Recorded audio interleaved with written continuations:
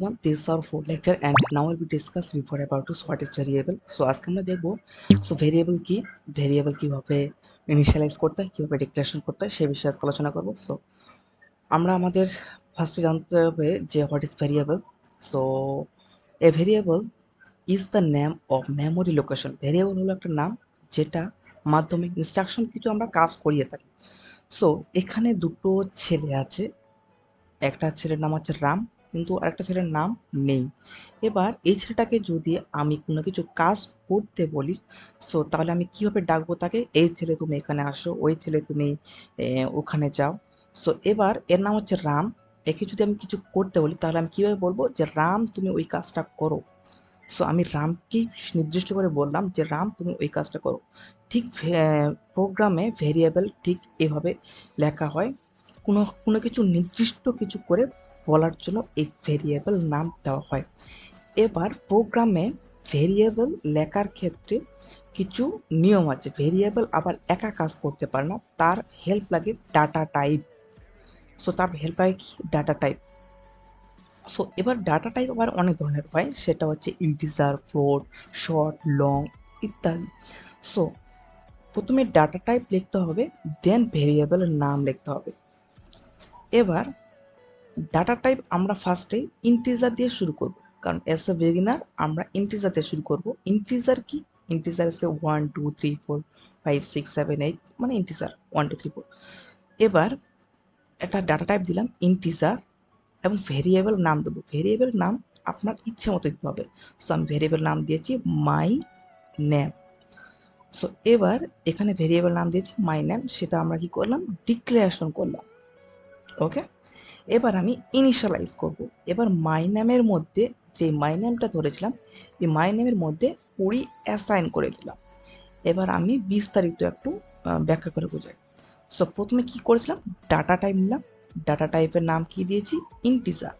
যখন ইন্ট লিখেছি, ব্যাক এন্ডে একটা ফাঁকা বাক্স তৈরি হয়। ফাঁকা বাক্স তৈরি হয়, সেটা হচ্ছে কি? সেটা হচ্ছে একটা ইন্টিজার ফাঁকা বাক্স। ইন্টিজার ফাঁকা বাক্স তৈরি হলো। এবার ফাঁকা বাক্সটার নাম কি দিয়েছি? ফাঁকা বাক্সটার নাম দিয়েছি এটা হচ্ছে মাই আন্ডারস্কোর নেম দিয়েছি। ঠিক আছে, ফাঁকা বাক্সটার নাম কি দিয়েছি? ফাঁকা বাক্সটার নাম দিয়েছি মাই নেম। এবার মাই নেমের মধ্যে 20 অ্যাসাইন করে দিয়েছি। সো এবার মাই নেমের মধ্যে কি করেছি? 20 অ্যাসাইন করে দিয়েছি। সো মাইনের মধ্যে 20 অ্যাসাইন করে দিয়েছি, সরি। সো এবার যদি আমি লিখি 20 আমরা অ্যাসাইন করে দিয়েছি, রাইট? এইখানে এই ইকুয়াল মানে, এই ইকুয়াল মানে হচ্ছে অ্যাসাইনিং অপারেটর।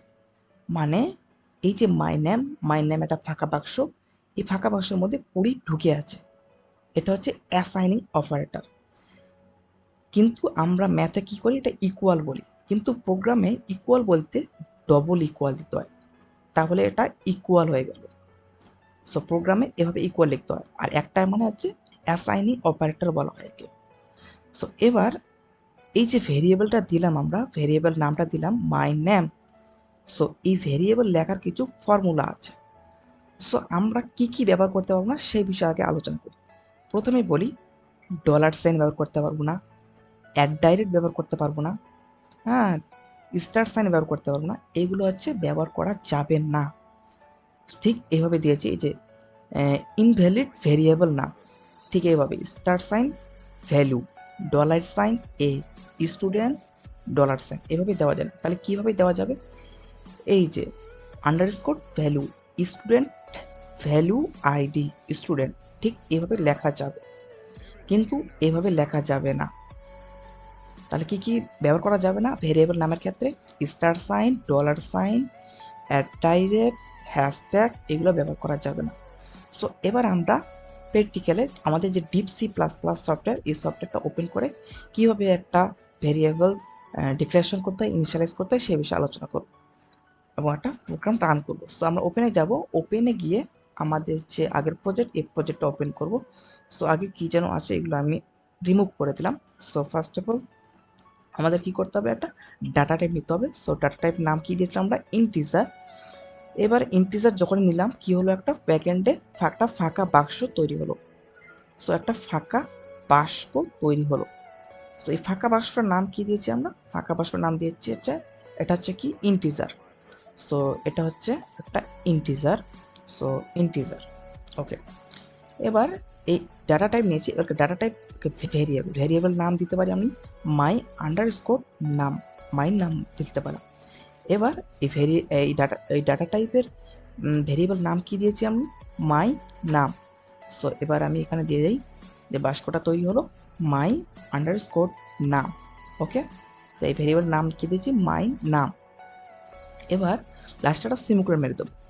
সো এবার এই মাই নামের মধ্যে মাই আন্ডারস্কোর নাম এর মধ্যে আমি 20 অ্যাসাইন করে দিলাম, মানে ইনিশিয়ালাইজ করে দিলাম। এটা হচ্ছে আই ইনিশিয়ালাইজ, আর এটা হচ্ছে ডিক্লারেশন।